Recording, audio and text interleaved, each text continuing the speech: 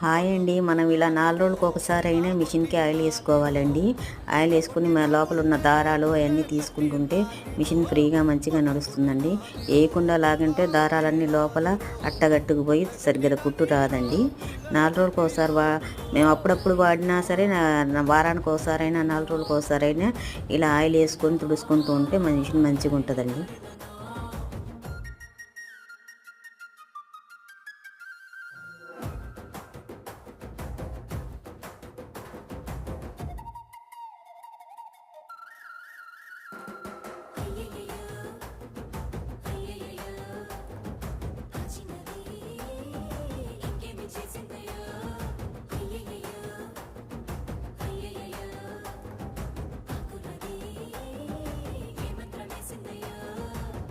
కందులలోని కాటుక మేఘం చీకటిన